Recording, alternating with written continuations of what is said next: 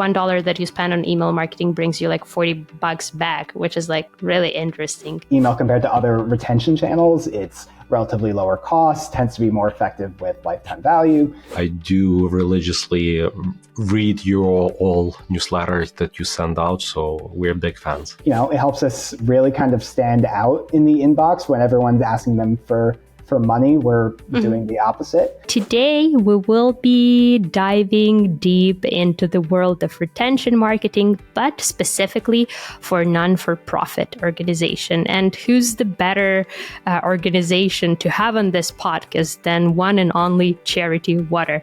Anthony, say hi. Hello. Thank you so much for having me. Really excited to be here. We are excited to have you.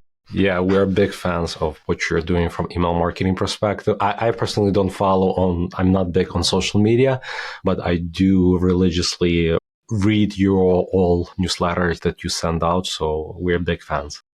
That's and so I follow you on like YouTube because your videos, oh my goodness, like such a big tearjerker for me, honestly, when I need that like emotional video or like emotional inspo, just like Google one of your videos. You guys are doing an amazing job with your content and with emails. So we're like so happy to have you here on the podcast today. Thank you so much. Yeah, I mean, those videos especially, I see all of them. Like, I feel like we have new ones every single week, and I have not gotten used to it at all. I feel the tears coming every other time. So I'm right there with you. Cool.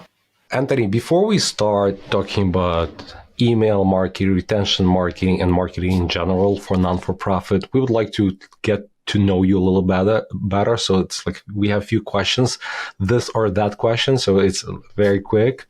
So let's start. East Coast or West Coast? Ooh, I mean, I've lived on the East Coast all my life, so I couldn't possibly give any other answer but East Coast. Email or SMS? SMS. I mean, I know we're going to focus a lot on email today, but I've always just loved SMS more as I just think you can do a lot of really creative, interesting things that you can't do on email. And maybe I'm just more used to email in saying that, but SMS. Images versus plain text email? I got to go plain text. I know it's the big trend now, and I know Charity Water is known for its branding and everything like that, but I love the plain text emails. A lot less effort, more effective. I see. Reading or listening? Reading. I just got back into reading for the first time in 2 years, and I'm remembering how to use my brain again. So it's got to be that. What do you, if you don't mind sharing, what do you read now? I tend to mostly go with memoirs and nonfiction. I really need to hop back on the fiction train, but I just picked up this book that is just selected absurdist writings from this Russian writer in like the early 20th century, and it's extremely weird and nonsensical, but it just lights up the right part of my brain, I guess. I see. And so here's one weird question. The last purchase you made online? Ooh. A couple days ago, I got a Casio keyboard. I've been wanting to play the piano for a long time, and I've been trying to learn, and I just have like the piano app on my phone where it's like you have to scrunch your fingers together to hit the keys, just to like learn and practice chords and things like that. So who knows? 1 year from now, maybe I'll be an accomplished pianist, but this purchase is going to be the start of that. Okay, great. Thank you for responding those questions. Cool. Okay, awesome. So, Anthony, for those of our listeners who don't know what Charity Water is, can you like briefly explain who you guys are, what you do, and what makes you awesome? Yeah, for sure. So Charity Water is a nonprofit that was founded in 2006 with a pretty simple but ambitious mission, which is to end the global water crisis. At the time that Charity Water was founded, that was about 1 billion people in the world that did not have access to clean water. Right now, that number is about 703 million. So we are making progress on that front. Charity Water is sort of directly responsible, we can say, for about 17.5 million people as of our last count. But generally, we do this by raising funds that go towards water projects in rural communities that lack that access that they need to survive, to thrive. But what's always kind of stood out about Charity Water are 3 core principles. One is local partners. So these water projects that we help fund are always led by partners that are based in the areas that we work in, which is great because rather than having a bunch of Westerners come into, let's say, a community in Zimbabwe or Cambodia and say, here's what we think is best, we can work with the local experts who know these communities, know where the greatest need is, know what the best solution is, and can achieve those solutions in ways that are built to last, community owned. It's great. The other thing I'll say is our 100% model is something that was particularly innovative for the time. I think some nonprofits are catching up to that now, but from day one, we've promised that 100% of all public donations will go towards clean water. So as a donor, you can give knowing that every cent is going directly to a water project and not going to things like salaries or office costs or anything like that. And we've been able to do that because we work with private donors that help to cover those overhead expenses so that, the average donor that's giving $50 once or $10 every month doesn't need to. Right.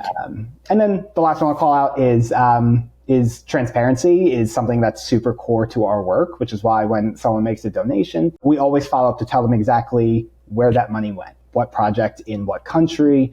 We share GPS coordinates, photos, everything like that. Oh, wow. So you're never just giving into like a void and you kind of don't know where your money ends up going. We really try and follow up on that individual level. That's so cool. Yes, no. I mean, it's cool, but how do you, from technical perspective, let's say I went to your website, donated $50. Like, how do you kind of track? Or, like, what is it? What technology do you use for that? Yeah, we have an incredible team of engineers working very closely with our finance team to follow all of that really closely. I wish I could explain the technical details of exactly how that gets sorted out. But Charity Water started with this idea of wanting to reinvent charity. And so that was one of the things that was kind of a focus from the very beginning. And that's what's incredible to me is that this technology was able to be created, especially at a time when the organization was like basically our founder and like 3-4 other people. Right.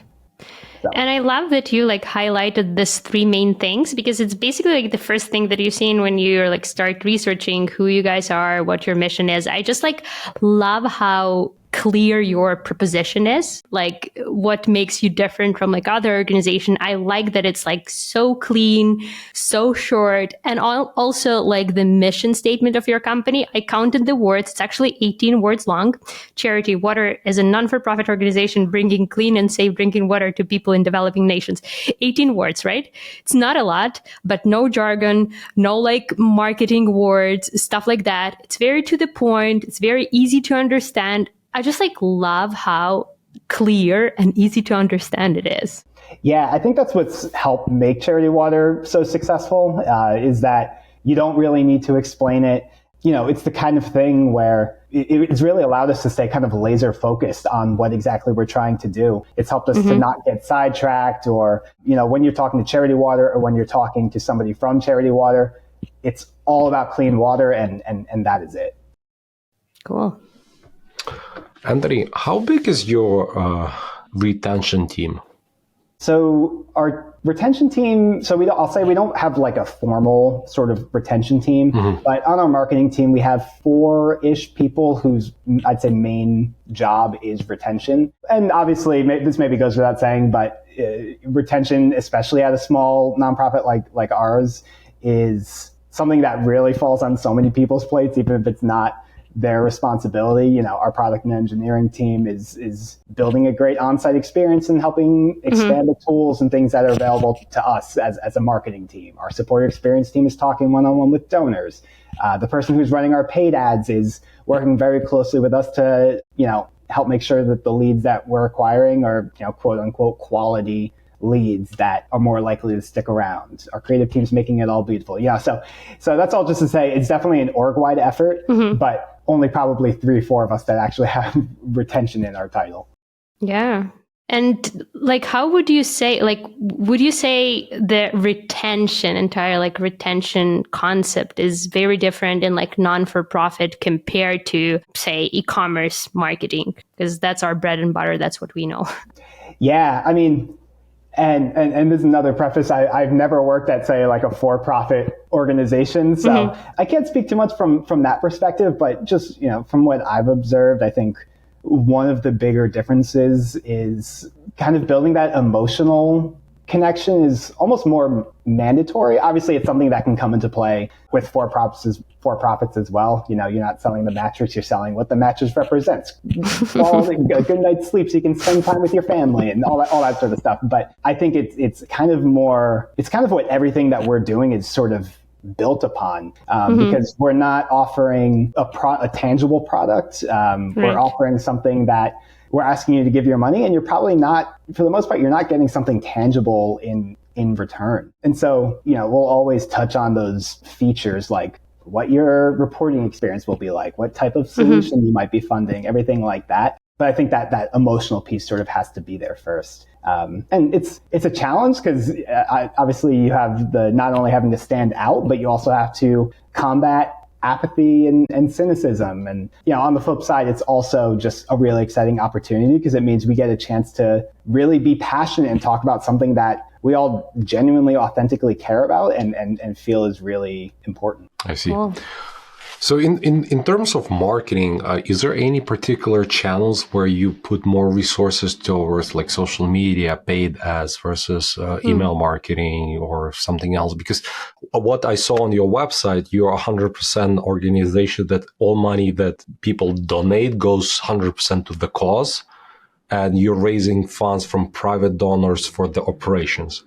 But still, you have some kind of marketing budgets that you need to work with. So do you dedicate your budget mostly to paid ads, or just curious, how do you split the budget, marketing budget? Yeah, most of the budget does go to paid ads. Definitely sort of the lifeblood of the way that we run marketing, the way that we kind of, even on the retention side, keep our lists fresh. So that's the biggest thing. And then when you get more on the retention side, email right now is the channel that we are probably putting the most resourcing into, especially because we know, generally when it comes to email compared to other retention channels, it's relatively lower cost, tends to be more effective with lifetime value, all that sort of stuff. But we are also working right now to stand up and grow our SMS program, kind of move into more of being able to offer more of a multi-channel approach that's kind of becoming more and more prevalent. Also, it's starting to feel almost like mandatory than anything at this point. Yes, yeah, we know. Yeah, totally. I actually read somewhere that 48% of donors, they actually prefer or cite email as their preferred method of communication from specifically non-for-profit organizations. I don't know why this channel is specifically so successful with non-for-profit, but I think it might be partially because it has that the authority almost status, and a lot of organizations rely on it because it's so effective, right? There are different numbers, like $40 that you spend on, or $1 that you spend on email marketing brings you $40 back, which is really interesting. How do you guys rely on email marketing specifically to reach the potential customers? Yeah, we use them interchangeably. It's super important. Our email list is a mix of donors, but also people who just sign up for our mailing list because they want to learn more. And so as we build out our strategies, and every single email within that, we're always considering how that message should be tweaked for a prospective donor versus a current donor. And so there's that segmentation and personalization aspect, but we also really leverage our storytelling to nurture our audiences. And it's something that we especially don't want to gate the success stories and the wins and stuff to just the people who are already donating. We share stories with non-donors about the communities that we visit and the transformation we see, some of the larger progress that we're making as an organization and a society when it comes to water access. And so we populate these things in our monthly impact newsletter, in our onboarding series for prospective donors, where we're really working to establish that emotional connection, educate, and of course, build confidence that we're the best organization for them to eventually give their money to. And that's something that we are trying to make, I think, even more of a concerted effort within our team to do. And particularly, talking about paid ads being sort of our primary driver, really working more closely with our paid team. Well, in this case, our paid one person who is bringing in folks from all these different channels and working with us to kind of tweak the onboarding experiences based on where that person might be coming from and being able to kind of cater the experience to them. So that way we can more easily convert them to an actual donor somewhere down the line. Yeah, no, the story is such a big part of your like marketing. And what I love about stories that you tell, because I follow a lot of brands. My email, like my newsletter inbox it's busy, but yours always stand out because the story you tell, you have this like emphasis on like hope and not guilt. You know what I mean? You guys, you're not trying to guilt me into donating money because I live in like a Western country, but you're actually telling this amazing stories of hope, of empowerment, of how your like little donation helped some certain person is in like Uganda to become a leader of her community. And that's what I love about the stories that you tell in your email newsletters. Yeah, in some ways it makes my job a bit easier because you're just handed these incredible stories that, really don't require, we're quoting people exactly as with the things that they're telling us.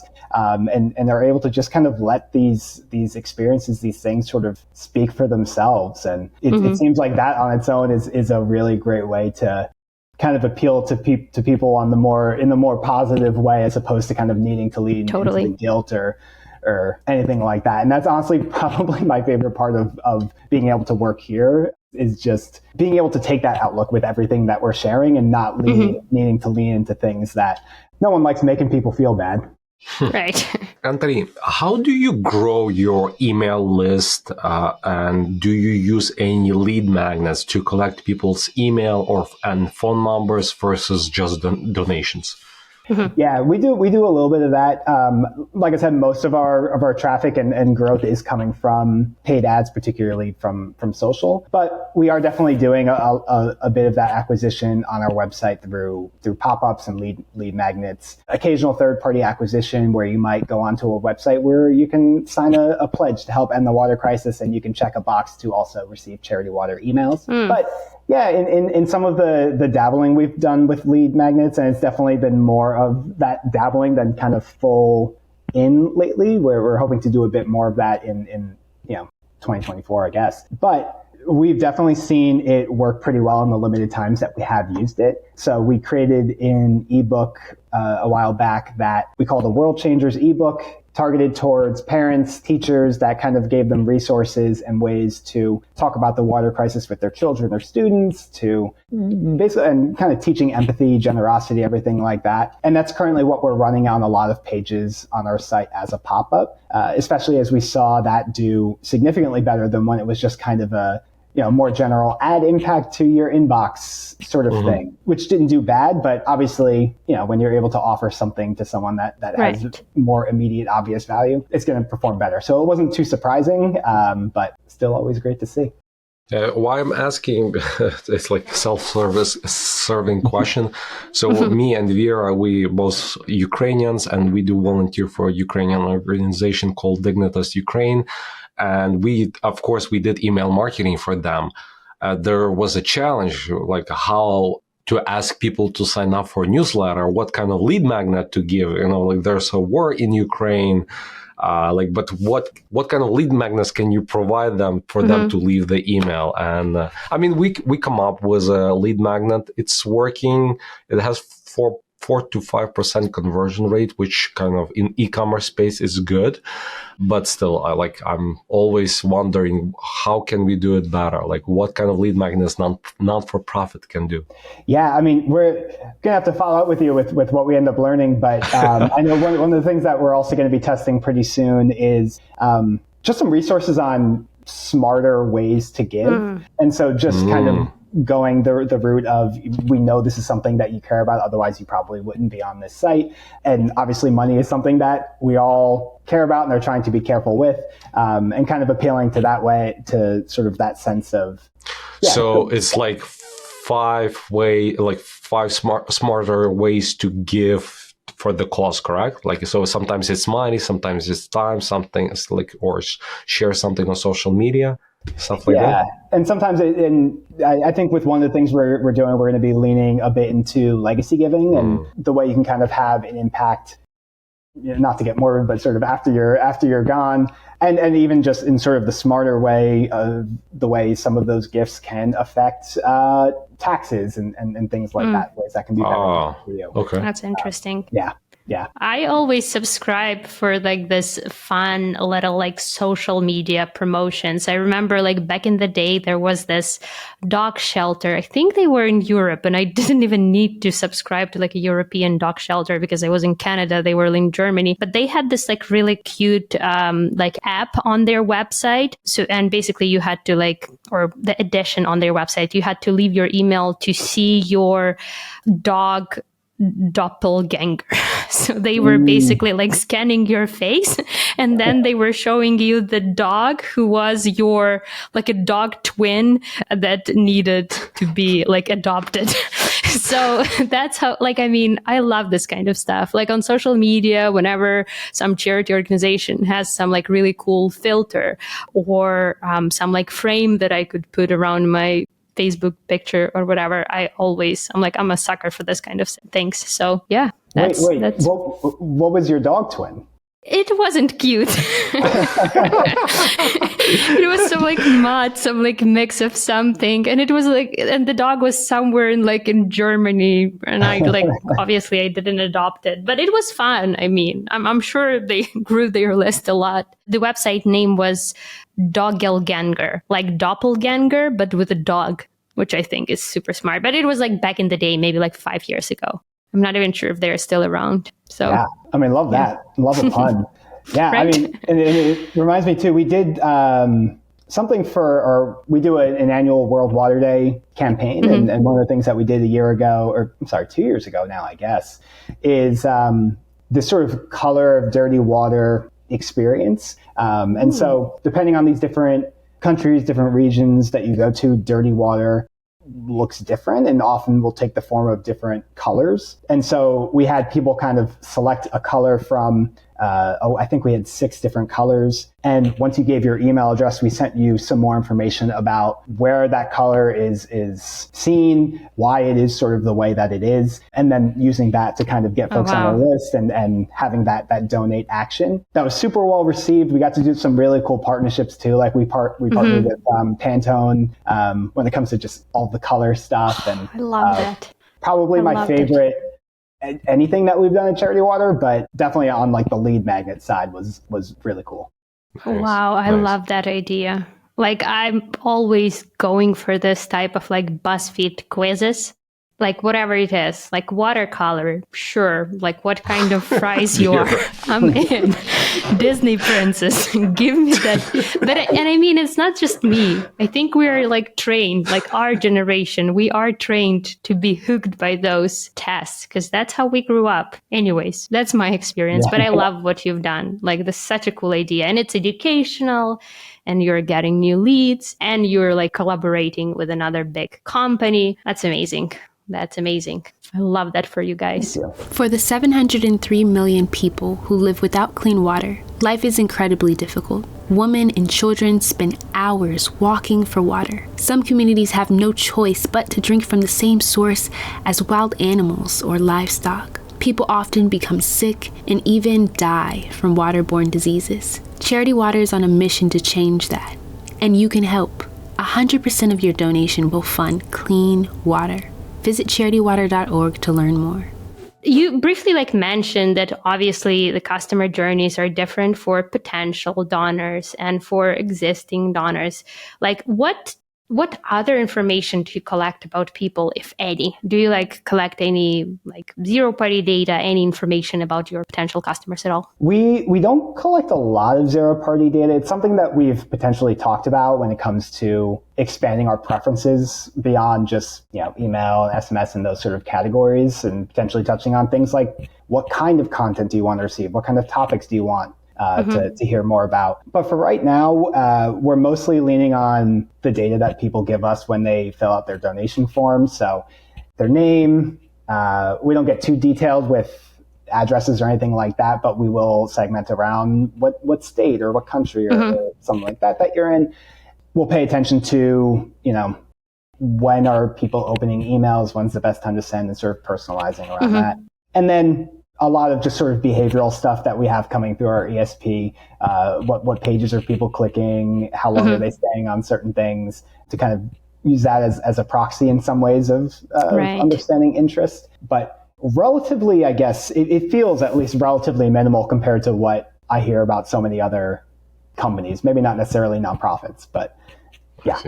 I mean, for just to give an example, what we collect in addition to the first name and email, we also collect the language preference because we send emails in both languages, like Ukrainian and English. So it's probably the one, which relevant to us because it wouldn't work for you. But it's important for us because our audience speak sometimes both language or only one language. By the way, what kind of ESP do you use? Just curious. We use Iterable. Okay. So Anthony, what kind of automations, you already mentioned that you use donors onboarding or email automation. What other email automations do you use? Behavioral. Yeah, beyond sort of the obvious transactional stuff like your donation receipt, you changed your settings, you forgot your password. We're mainly using it on the marketing side for upsells and nurturing. Automation for us is basically, we kind of see it as the foundation of our channel.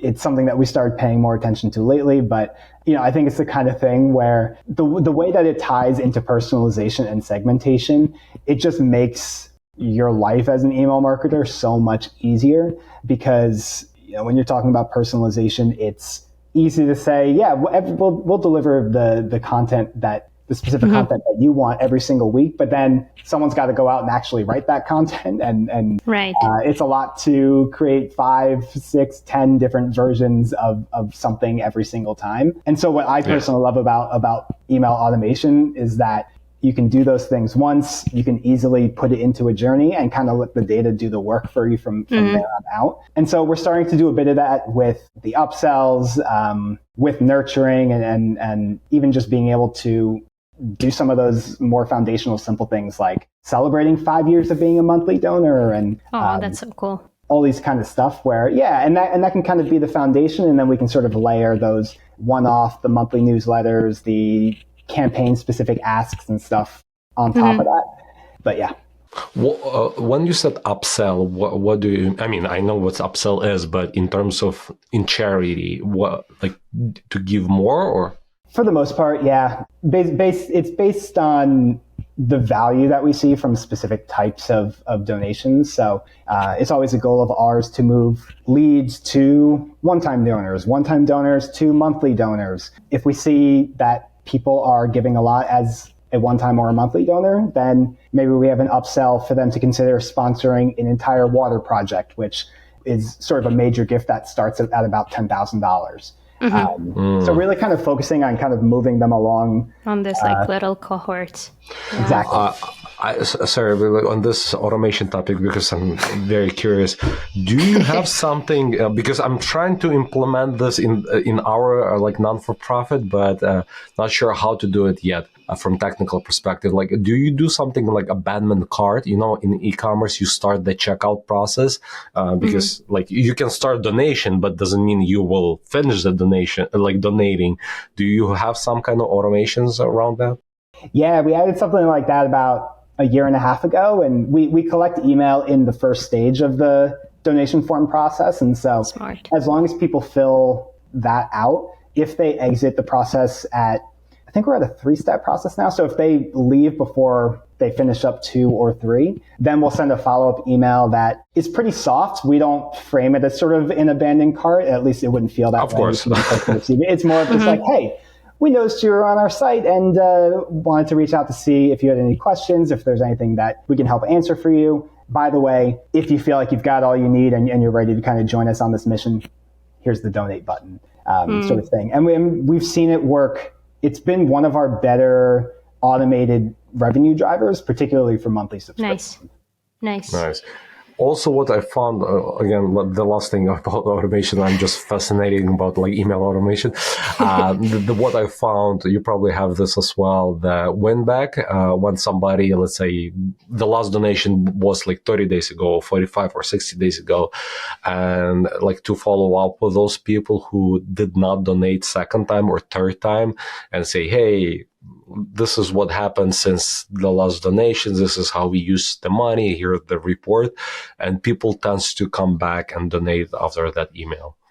Yeah, and I'm actually glad you mentioned that too, because that's one of the things that we, or at least I really would like to kind of build out even more on our side of things. I think in the time that I've been at Charity Water, we've mainly focused win-back as part of our larger tentpole campaigns, and kind of looking at, December being the most common time for people to give, or when we have our World Water Day campaign, to use that as here's why you should come back and here's why you should come back right now. That's felt a little bit tougher to do with automation because, if you're just saying 3 months after the most recent gift, it's a little bit harder to find that like why right this moment in a way that's not kind of general or a message that they maybe have already heard before when they donated the first time. And that's not to say it's impossible. I think that's just kind of been the challenge that we've been up against and are hopefully going to be working to solve a bit in the near future. Because on the automation side, to me, that's one of the bigger gaps that we have.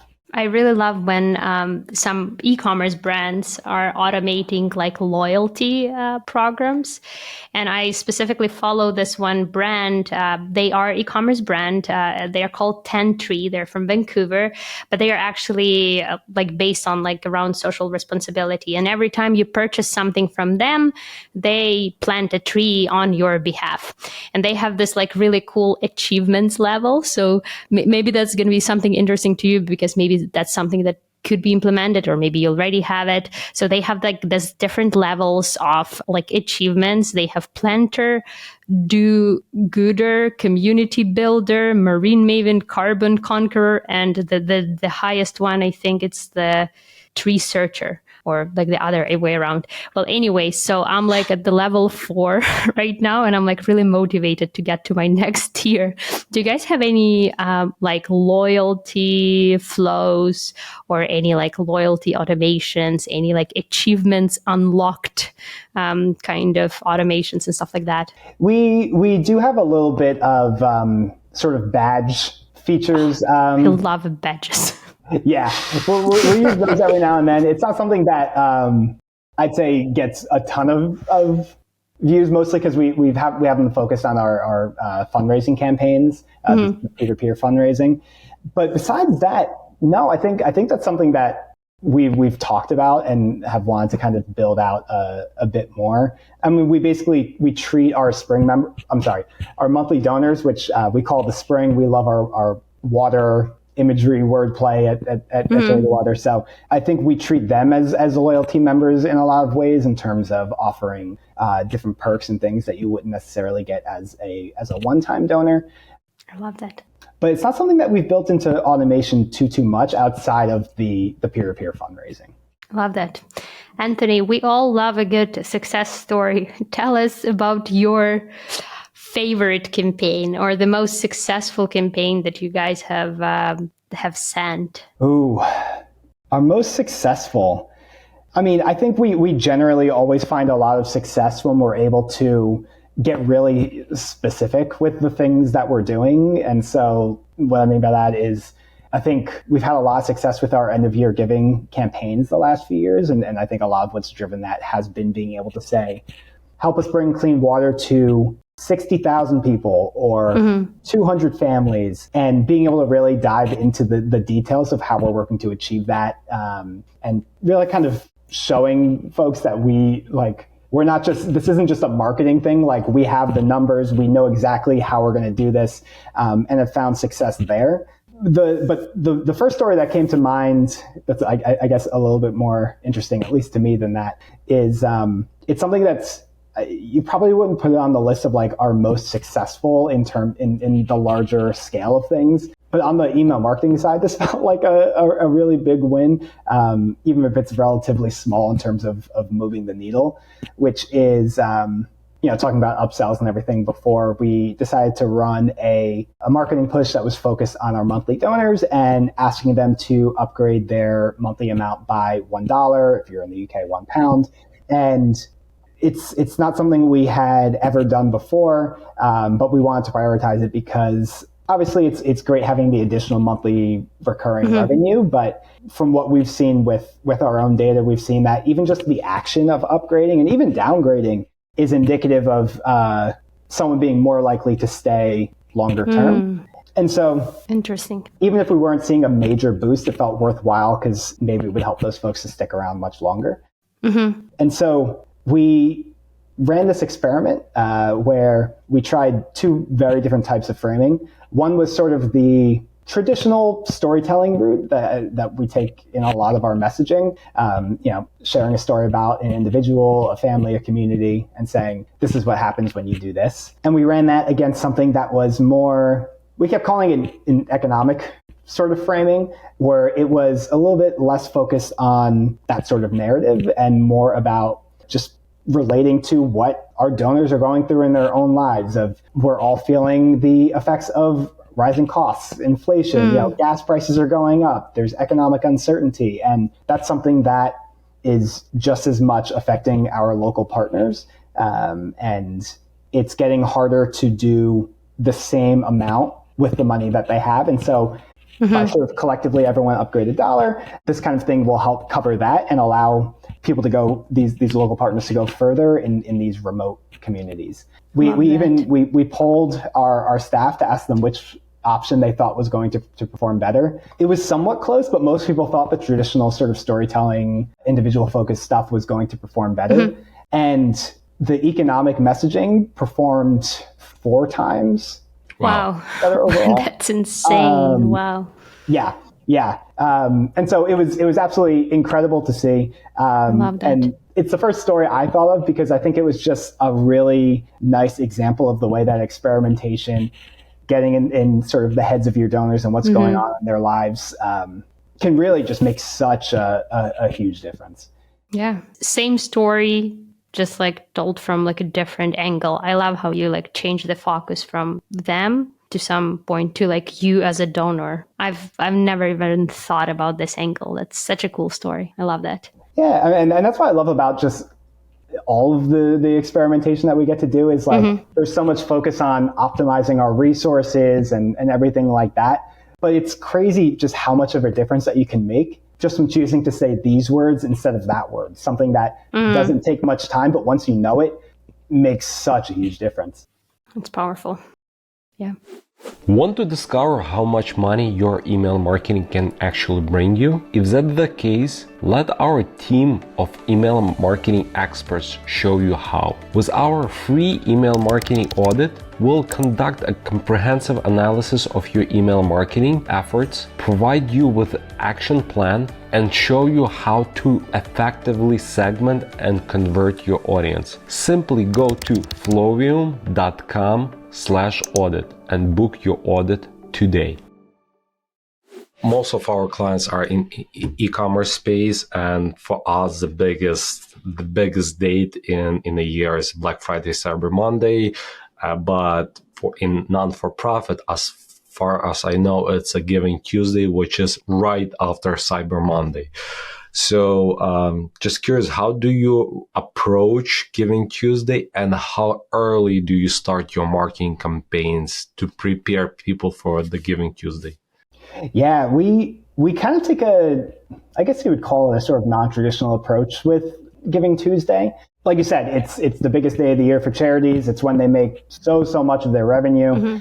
We actually don't really ask people for money on Giving Tuesday. We've done a little bit, but what I think we all personally love to do more, and what we've seen just get such a great response is taking that time not to ask our supporters, but instead to offer them, to give them something, which has been great because it helps us really kind of stand out in the inbox when everyone's asking them for money. We're doing the opposite. And I mean, a lot of people end up giving anyway because they just love the idea and everything that we are doing. But yeah. What do you give? what do you give? Yeah, it'd be really funny if I just mentioned it and just didn't actually say it.